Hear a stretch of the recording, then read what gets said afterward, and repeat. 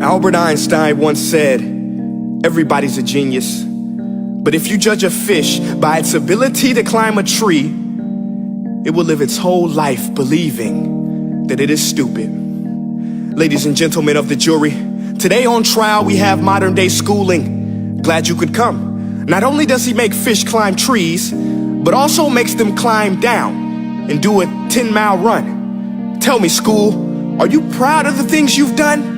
Turning millions of people into robots, do you find that fun? Do you realize how many kids relate to that fish swimming upstream in class, never finding their gifts, thinking they are stupid, believing they are useless? Well, the time has come, no more excuses. I call school to the stand and accuse him of killing creativity, individuality, and being intellectually abusive. He's an ancient institution that has outlived his usage. So, Your Honor, this concludes my opening statement, and if I may present the evidence of my case, I will prove it. Proceed. Exhibit A.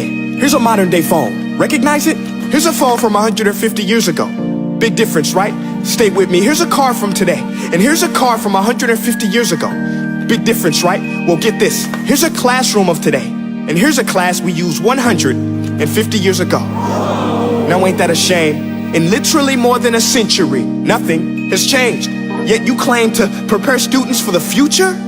But with evidence like that, I must ask, do you prepare students for the future or the past? I did a background check on you and let the record show that you were made to train people to work in factories, which explains why you put students in straight rows, nice and neat, tell them sit still, raise your hand if you want to speak, give them a short break to eat, and for 8 hours a day, tell them what to think. Oh, and make them compete to get an A letter which determines product quality, hence grade A of meat. I get it. Back then, times were different. We all have a past. I myself am no Gandhi. But today, we don't need to make robot zombies. The world has progressed. And now we need people who think creatively, innovatively, critically, independently, with the ability to connect. See, every scientist will tell you that no two brains are the same.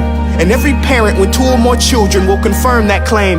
So please explain why you treat students like cookie cutter frames or snapback hats, giving them this one-size-fits-all crap. Watch your language. Sorry, Your Honor, but if a doctor prescribed the exact same medicine to all of his patients, the results will be tragic. So many people would get sick, yet when it comes to school, this is exactly what happens, this educational malpractice, where one teacher stands in front of 20 kids, each one having different strengths, different needs, different gifts, different dreams, and you teach the same thing the same way? That's horrific. Ladies and gentlemen, the defendant should not be acquitted. This may be one of the worst criminal offenses ever to be committed. And let's mention the way you treat your employees. Objection. Overruled. I want to hear this. It's a shame. I mean, teachers have the most important job on the planet, yet they're underpaid? No wonder so many students are short-changed. Let's be honest, teachers should earn just as much as doctors, because a doctor can do heart surgery and save the life of a kid, but a great teacher can reach the heart of that kid and allow him to truly live. See, teachers are heroes that often get blamed, but they're not the problem. They work in a system without many options or rights. Curriculums are created by policymakers, most of which have never taught a day in their life. Just obsessed with standardized tests. They think bubbling in a multiple choice question will determine success. That's outlandish.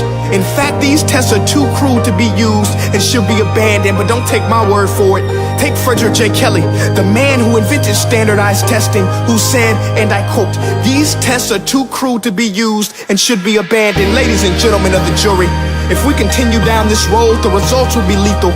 I don't have much faith in school, but I do have faith in people. And if we can customize healthcare, cars, and Facebook pages, then it is our duty to do the same for education, to upgrade it, change it, do away with school spirit, because that's useless. Unless we're working to bring the spirit out of each and every student, that should be our task. No more Common Core. Instead, let's reach the core of every heart in every class. Sure, math is important, but no more than art or dance. Let's give every gift an equal chance. I know this sounds like a dream, but countries like Finland are doing impressive things. They have shorter school days, teachers make a decent wage, homework is non-existent, and they focus on collaboration instead of competition. But here's the kicker, boys and girls. Their educational system outperforms every other country in the world. Other places like Singapore are succeeding rapidly. Schools like Montessori, programs like Khan Academy. There is no single solution, but let's get moving. Because while students may be 20% of our population, they are 100% of our future. So let's attend to their dreams, and there's no telling what we can achieve. This is a world in which I believe, a world where fish are no longer forced to climb trees. I'll rest my case.